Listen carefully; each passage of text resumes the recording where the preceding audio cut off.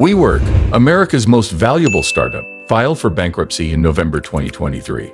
The company, once considered a revolution in the American startup ecosystem, was valued at $47 billion and had 83 locations globally. However, it went bankrupt in just 4 years with no profits. The company's failure serves as a lesson for investors and entrepreneurs worldwide, as it teaches them how to build a disastrous company. WeWork's fall is a classic example of how not to build a business, and as students of business, it serves as an inspiration for others. The fall of WeWork in 2008 was a recipe for a recession, with stock markets plummeting, job losses, and businesses struggling to survive. Renting and maintaining office space is one of the most expensive variables in a company's finances, especially in places like New York. During the 2008 recession, rental expenses were high for American companies, leading to a shift towards more flexible and cost-effective alternatives.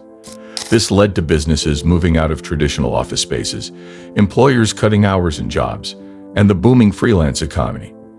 As a result, the founders of WeWork reimagined the concept of workspaces, allowing companies to share the same space with graphic designers, artists, PR companies, marketing companies, and tech companies. They split the space into 15 units and sold them at $1,000 each, making $15,000 per unit. The landlord paid $7,500 instead of $5,000, and the receptionist $2,500 per month. The remaining profit was kept as profit. This model aimed to create affordable office spaces for freelancers, entrepreneurs, and startups. The founders of WeWork, Adam Neumann and Adam Smith, saw a significant demand for shared spaces after the Great Depression. They sold their firm and used the funds to establish WeWork in a larger space in 2010. After the recession, they saw an opportunity to create a professional paradise with WeWork, offering a unique product with a barista, foosball table, and other amenities. WeWork had a high demand due to its collaborative, flexible, and aesthetically pleasing design, as well as its perfect solution for a world moving away from ownership. The era of low interest rates was also a significant factor in the growth of WeWork. After the 2008 recession, the U.S. Central Bank lowered interest rates to encourage investment without a silver bullet for the economy. The Federal Reserve, Fed, slashed its benchmark interest rate to the lowest level ever, allowing the Central Bank of America to distribute hundreds of millions of dollars to banks at almost 0% interest. Bank of America began offering low-interest loans to people and businesses, leading to millions of people borrowing millions of dollars. This money was invested in the stock market and real estate market, leading to the rise of giant companies buying and building properties. WeWork became an opportunist, negotiating long-term lease agreements with big builders like Adani Infrastructure, who were earning 10 crore rupees per floor. WeWork would negotiate long-term lease agreements with Adani Infrastructure, allowing them to rent the floor for 15 years and take 3 floors on lease at a 30% discount. WeWork would then acquire these properties, renovate them into modern workspaces, and rent them at a rate that would make 10 crore rupees per year. This allowed the developers to benefit from long-term clients who received discounts on rent. As a result, small businesses could rent these spaces out at affordable rates, creating a win-win situation. Within 4 years, WeWork expanded to 23 locations across 8 cities and opened international locations in the United Kingdom and Israel. Voo, a company that expanded rapidly globally, saw revenue rise from $436 million in 2016 to $886 million in 2017, reaching $1.82 billion in 2018 and $3.5 billion in 2019, resulting in a valuation of $47 billion. However, the company's operating losses piled up rapidly, reaching over $15 billion since 2016. The founders of Voo failed due to their fast expansion, which led to a demand-supply equation with too much supply. As they acquired more spaces, the cost of leases became a burden for the company.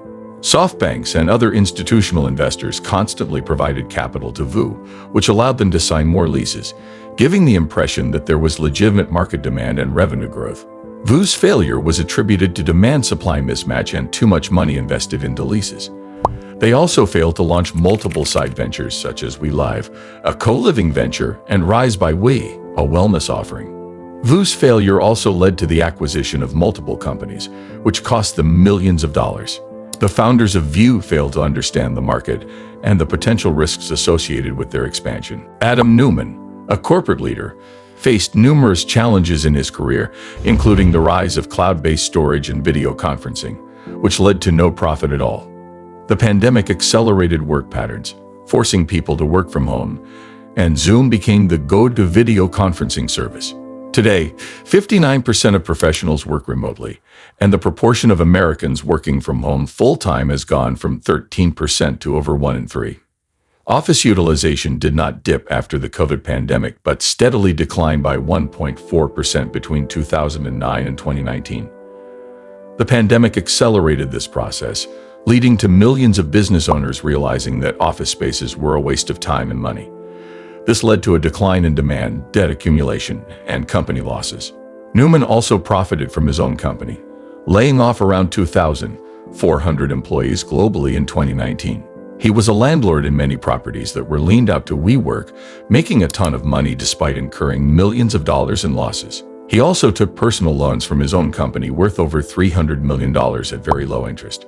In 2019, VOC faced significant problems after its IPO failed, leading to the scrapping of nearly $10 billion of fresh capital. The company was in survival mode, and Adam Neumann stepped down as CEO. SoftBank took over ownership and floated a special purpose acquisition company, SPAC, to raise more money and save the company. An SPAC is a shell company with no commercial operations, formed to raise capital through an initial public offering. After the IPO, the funds are used to acquire an existing company. A group of 3 sponsors, Muksamani Sundar P. and Satya Nadella, formed a special-purpose acquisition company named Alpha Acquisition Corp. Despite their shell company's failure, they managed to raise millions of dollars through an IPO. 3 reasons why investors would still invest in an SPAC include the reputation of the sponsors, such as Sun Pit Nuxman and Satya Nadella. This allowed the company to raise millions of dollars and save the company from bankruptcy.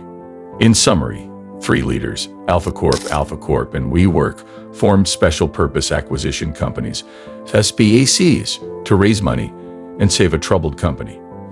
SPACs are structured to mitigate fraud risks, hold investor funds in a trust account, and provide returns if the SPAC fails to complete the acquisition within 18 to 24 months. These SPACs often promise high returns, making them a risk-free option for investors. Alpha Corp raised $200 million through an IPO and proposed to acquire a 75% stake in struggling AI software company Beta Corp for $200 million. Beta Corp shareholders would own 25% of the company, while Alpha Corp would own 75%. Sponsors can use SPACs like Alpac Corp to raise money and save troubled companies without directly going IPO. This approach has been successful in cases like WeWork, where sponsors formed SPACs to save troubled companies and raise money without going directly to the IPO. The failure of WeWork, a social media platform, was a result of the WeWork's Acquisition Corporation, WeWork's, merging with Alpha Corp, which went through the traditional IPO process. This SPAC allowed WeWork to go public without going through the conventional procedures, saving time and millions of dollars in losses. Despite facing numerous challenges, WeWork managed to raise $1.8 billion through this SPAC in 2021. However, the company faced difficulties due to a lack of memberships, which was further accelerated by the COVID lockdown.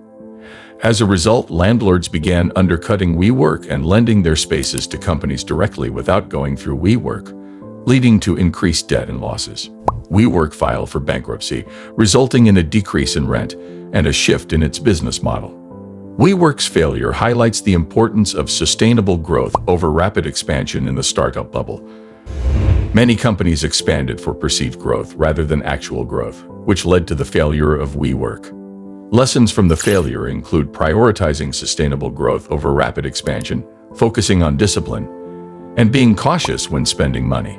Additionally, it is crucial to remember that any unethical or short-term profit-making members at the top of a company should be held accountable. WeWork's failure is a sign of a doomed company, not just in large companies like VOC, but also in small ones. Co-founders favor vendors or use company funds for personal expenses without consent. It's crucial to remove these individuals, even if they're talented, to avoid company relegation. That's all for today, everyone. I hope you find the video interesting and informative. So do like and share the video with your friends. And don't forget to subscribe our channel Bizventures Media and hit the bell icon to stay tuned with us. See you soon in the upcoming videos.